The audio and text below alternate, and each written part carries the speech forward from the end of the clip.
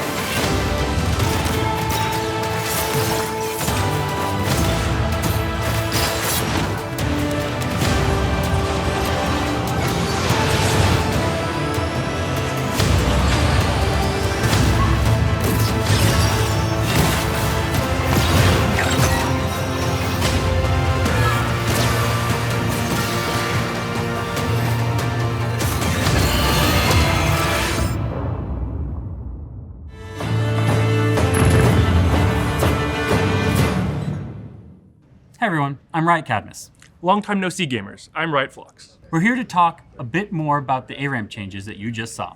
In Act 2, we're going to be adding multiple maps to ARAM. After Champ Select, when you load in, you'll randomly get one of 3 maps. The classic Howling Abyss, an old favorite, the Butcher's Bridge, and an all-new Spirit Blossom themed map, Cushion's Crossing. Our goal with introducing more maps to ARAM is to bring more excitement and variety to each game without fundamentally changing what you all love about the mode. That said, we do have some unique additions to the new maps that we want to go over. We'll start with the newest map. The most notable change we've added, other than the whole visual reskin, are the Spirit Blossom portals. They'll be replacing Hex Gates, but we won't just have them take you from your base to your outermost turret. We also added some portals to the center of the map, so you can use them to try to make the outplay of a lifetime, or simply get outplayed. We can't wait to see the creative ways you'll find to use them. Additionally, we made some terrain adjustments to the middle of the map, to make fights feel a little bit different than they do in the Howling Abyss, while still remaining an all-out ARAM fiesta. Just to manage expectations, we're experimenting with this as a season-themed map, so let us know how you like it. Moving over to the Butcher's Bridge. We know a lot of longtime ARAM enjoyers have fond memories of the old event map, and so do we. It's something that many of you have asked us to bring back. So we're bringing it back. And we even killed Gangplank again. No. We're not shipping that. No. Just... Welcome back to the scenic haunting depths of Bilgewater, where you can become a pirate and maybe enjoy a power flower or two. Inspired by Arena, these power flowers refund your cooldowns and give you some shielding, but they won't heal you. They grow in a new, small alcove located in the center of the bridge. We added them to be a new incentive to start fights, similar to health relics, which should keep things from being too stale for too long. Don't worry though, they aren't as powerful as they are in Arena, so they shouldn't impact the outcome of a fight unless it comes down to the smallest of margins. We also added cannons to both spawns, because are you really a pirate if you don't have cannons? No. These cannons aren't just good at getting you around the map.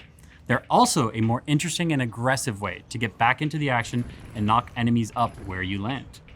Their range will depend on your furthest standing tower, which means if your inhibitor's down and the enemy is pushing in on you for the win, you could take advantage of the cannons and get a 5-person knockup, setting up your Yasuo for an amazing ultimate to turn the tables on the enemy team.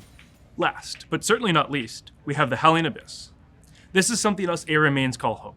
And because so many of you love the map as it is today, we didn't make any changes to it. Like we said, we wanted to preserve the core ARAM experience, and we think that keeping Howling Abyss untouched will help with that. We also wanted to talk about a non-map related change that we have coming to ARAM, champion cards. One long-standing piece of player feedback we've heard is that the amount of champions you can choose from in each game feels a little inconsistent. It could be frustrating if your teammates leave some rerolls on the table and you're stuck with 2 to 3 champs on the bench to choose from. So in order to give you all more options more consistently, we're removing the reroll system and replacing it with champion cards. when you enter Champ Select, you'll be presented with 2 champs to choose from. You'll have a bit of time to pick one, at which point the other will go to the bench. This guarantees that you'll get at least 10 champs to choose from in any lobby. And if you get lucky, you'll be given 3 champs to pick from. We considered always giving 3 options, but that might lead to getting some champs too reliably, and who wants a Nidalee, Ziggs, or Xerath in every one of their games? Going forward, we want to make sure that all of you ARAM mains know how much we appreciate you, and we'll think of ways to keep ARAM feeling fresh and loved. If you thought the Bridge of Progress, for example, had too many changes, this should be quite a bit less, as we focus mostly on slightly altering the map shape, as opposed to introducing more drastic changes like Snowball, Health Relic buffs, Inhibitor rewards, and so on.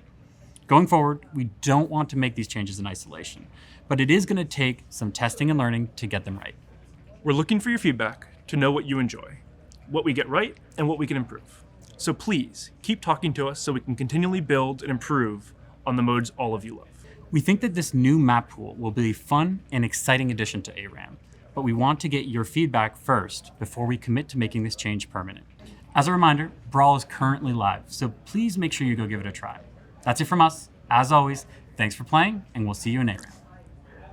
All right, as you can probably tell by now, we're still deep in the Spirit Blossom Festival, and almost everything this season has ties to the massive bloom, or Wyldbloom as it's called in Ionia, from the new ARAM map to the increased Spirit Blossoms on Summoner's Rift, and even our next champion, Ynnara. We aren't going to get into specifics about Ynnara right now. She's still not coming out for a few more patches, but we do want to confirm that she's a traditional ADC with a core focus on auto attacks. We brought in a bunch of content creators and influencers from around the world to get a sneak preview of her gameplay, and you'll get a full reveal of her kit with these creators in just 2 weeks. And similar to Mel, Ynnara will be earnable by completing a few missions. Outside of core gameplay, we'll be releasing another metagame this act. It's a 2.5D side-scrolling beat-em-up featuring, you guessed it, Ynnara alongside Xin Zhao. While you dodge, punch, kick, slide, and fight, you'll get to experience more of this season's story and learn more about the mysterious Wyldbloom. We saw some feedback around the Demon's Hand, around having to grind a ton of League games to progress, so this one is more self-contained. That means you can play the entire story without playing League matches in between. But wait, that's not all. Oh. Would it really be Spirit Blossom without a way to befriend some spirits, if you know what I mean? That's right, we've got a spiritual successor for Spirit Bonds, just a bit smaller in scale this time. This year's version will allow you to connect with some new spirits and earn their favor by simply playing League and completing champion-specific missions. And when you've earned enough favor, you'll get a little reward from each spirit, like a nice, firm handshake. Oh yeah, all right. Okay. The courtyard is unlocked after you complete the beat 'em up metagame, and just like last time, it does require League gameplay to progress. Now, we know that visual novels and relationship-based games might not be everyone's cup of tea, and that's fine. In general, we want to continue to experiment with these metagames, so we'll keep trying different cadences, genres, and styles to make sure we're creating something for everyone over time.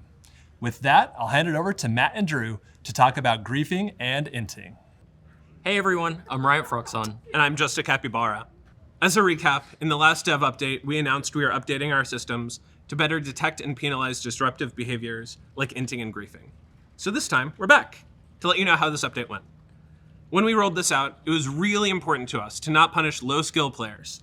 Their play is sometimes hard to distinguish from players who intentionally lose in higher skill games, so we were a bit conservative with our rollout. To date, the detections have a 99.95% accuracy rate. Given this success, we're continuing to invest in the system's capabilities. We'll also start holding higher skill games to a higher standard, since we know Diamond players don't ghost back to lane like Iron players might. So we'll start punishing more aggressively in those instances. Additionally, we're significantly increasing penalties for repeated leavers and toxic keyboard warriors. We've also seen a lot of your feedback on things that you felt were missing, like spamming Trundle Pillar or Nivea Wall or trolling TK ults on your teammates, so we've increased our detections to help identify those more accurately. At the time of recording, we're targeting these changes to go live with patch 25.11. Beyond this, we're also revising our current approach on ranked restrictions. We've found that while ranked restrictions work in most cases, there are some players who get through their restriction games by ruining norms or swift play, which just sucks, and it isn't okay. While this percentage is low, we just don't think this behavior has any place in the game. So we'll be punishing ranked offenders with aggressive queue delays. There's also one more change we're working on, but wanted to get your thoughts on before implementing. We're looking at adding a new feature to automatically terminate games if egregious game-ruining behavior is detected. This means 9 people won't have to have their time wasted by a single player intent on trolling, similar to how Vanguard currently works for cheaters. We also wanted to take a moment to acknowledge some feedback we've seen on the honor system. We know it's frustrating to see that you're about to be demoted when you haven't changed how you play or how you interact with other players. This is due to some under-the-hood changes we made to the system back in patch 25.04. Since we released these changes, we changed how honor is evaluated in a way that doesn't line up with your expectations. So we'll be looking to iterate and improve on the experience in the coming months. While we're working on these improvements, nothing will change with Hextech chest distribution today. But as we mentioned when chests returned, we still fully intend on having some only earnable through higher honor levels in the future. But we have to get the system right before doing that. We know having positive players in your games is something all of us care a lot about. So expect to hear more from us about honor in a future dev update later this year. Until then, thanks for staying positive. And if you're not, prepare to be Eliminated. And just around the corner, we have MSI that starts on June 27th. This year, we'll be bringing pick'ems to MSI for the first time ever. So make sure you do your research and lock in before the first match. Let's see if someone will finally submit a perfect bracket, which won't be me. We're also excited to test out a new way to celebrate the team that wins MSI this year. The week after the final match, we'll be putting the skins that the winning team used during the finals on sale.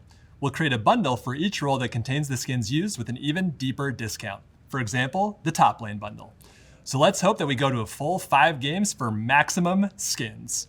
Check out patch notes for more details. Excited for that, Brett. And last, it's been a minute, and I'm here to address Viktor Nation. We've been quiet, but it doesn't mean we weren't listening. So I'm happy to announce to you all that we'll be doing a throwback skin in the style of Viktor's original look because we know it means a lot to so many of you. Now look, we don't have a name yet, but maybe Viktor? I don't know. Let us know, Viktor Nation. He'll be coming out later this year. And that's it for today. We'll be back in a few more weeks to talk more. Until then, thanks so much for watching, and we'll see you on the Rift.